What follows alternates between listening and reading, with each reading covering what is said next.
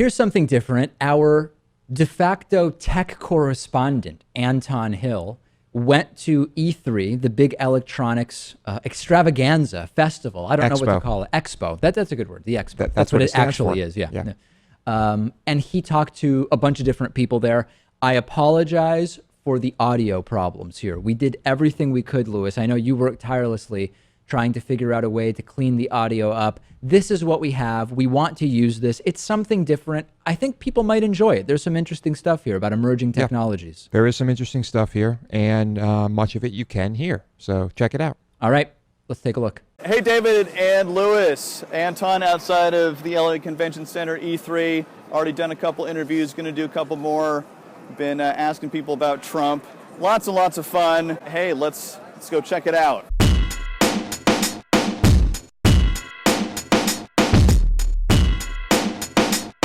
My name is Mark Fisher. I'm a product manager for Astro Gaming. It's Michael Peterson from Brooklyn, New York. Josh Farkas, and I'm the CEO of Cubicle Ninjas. Nate Church. I work for Breitbart's new tech vertical. I'm Ben Vance, director of Irrational Exuberance. Brett Taylor, Interactive, Limelight. Malaka Bass, or Miles for short, and I'm part of my own collective. Irrational Exuberance is a highly interactive cinematic experience that takes place in deep space.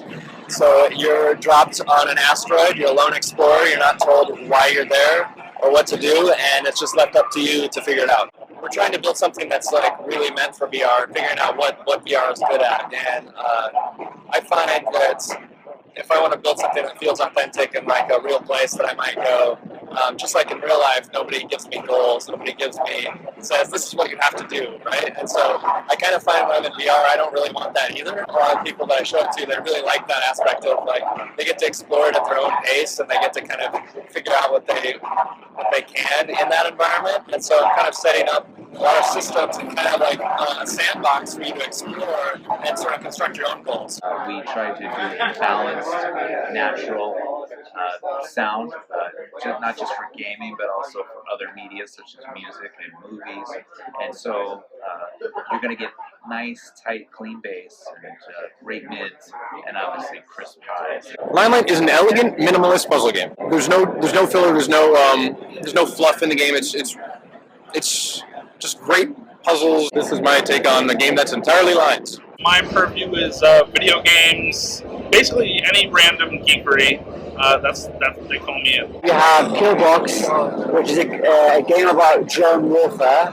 These are heavily armed surveillance drones. They drop very heavy payloads to obviously kill particular targets. Intelligence isn't always great, so quite often, innocent people have been killed. And one particular example that we've used in this scenario is a grandmother that was killed in Waziristan. It's a completely innocent person, and this was highly publicized. The family even went to the States and argued against the situation. It's kind of raising awareness and encouraging debate. We're here showing off one of our kind of main flagship VR project, which is Guided Meditation VR. It's a virtual reality relaxation app, so you can come home from work after a long, hard day and chill out on a beach or Japan or space and just take a breather. So if you're playing Doom and you want to destroy the characters, you want to destroy your opponents, these are the headphones that you use. It also means that we are the official headset, which means we work with the actual developers, to create the product. It means you will hear the demons before they get to you. I was expecting a crowd that was exceptionally inclusive, but there's a lot of, I would say, a lot of background feelings about like Breitbart tech going in. So it has been less universally accepting or friendly. I've had people ironically make the sign of the cross at me or back away, flipping me off. I'm here for the games, here for just the amazing industry. It's the biggest entertainment industry in the world. And overall, though, the presenters and everybody have been great. I was surprised at how helpful the staff has been, because I deal with a lot of disability related drama. So this is a very abstracted visualization of our village scene, and we have human beings represented as dots in big circles. And we did this we're doing this because we're playing on the fact that using data visualization, whenever people talk about people who died, they're generally represented as bar charts and graphs. This will exist in museums and galleries, and we're at the moment we're trying to get it to tour around the world. So what's cool is we transport people to different environments, and they can choose those based on their preferences. So the space, there's a couple different options. The one that we're showing today has it's kind of just floating above Earth, and so you can kind of watch the sunrise over the edge. We're excited to get this in the hands of hospitals, healthcare, physicians, all these kind of different uses, so that people have the ability to kind of experience these sorts of treatments when they may not have a kind of a registered psychologist or doctor on hand. And so if we can use these sorts of in these healing ways, that's kind of our hope. So we have ones that are more from a scientific angle. We have actually psychologists. We have ones that are more kind of mindfulness based, which has a lot of grounding in science. And then we have ones that are more kind of more open, I would say, in terms of like ideology, and so maybe new agey. And I think that the big key is we want users to walk away with the understanding that like maybe they tried one of them and they thought it was too weird, but there might be another kind of type of meditation that works best for them. So the VR experience is going to focus primarily on two main things, and that's racing and flight. The reason being is that they're more true to action, true to form, to how your body actually operates. One of my editors on the tech vertical is infamously gay and conservative, and he's a very divisive figure.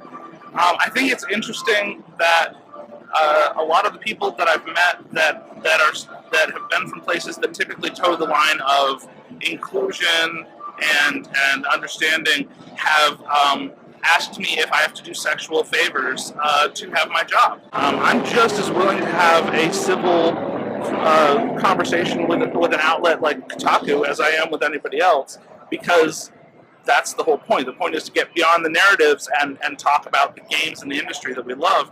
And I'm just surprised at the number of people that are so distracted by all of the conflicts and differences that they'll see a name or a brand and immediately decide that they can say, do, act in any way, regardless of having even any personal knowledge of the person they're talking to, who happens to be on their side in many different ways, because there's so much just reflexive animosity. So I think it's ironic that the assumption is made that I have a different point of view, and so a lot of people that are reflexively acting like that are actually acting in ways that are homophobic or intolerant, just not particularly civilized. I feel like those people are missing the joy and the excitement of what's happening here because they're so distracted by fighting shadows.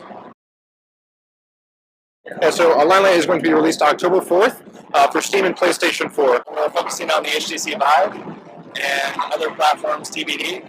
And our launch date is also TBD, hopefully end of the year. Right now we've released for the Samsung Gear VR, which that released about 2 weeks ago. We're going to be also available on the Oculus Rift, the HTC Vive later this year, as well as the Google Cardboard. So probably about September, October, that's our launch window for those.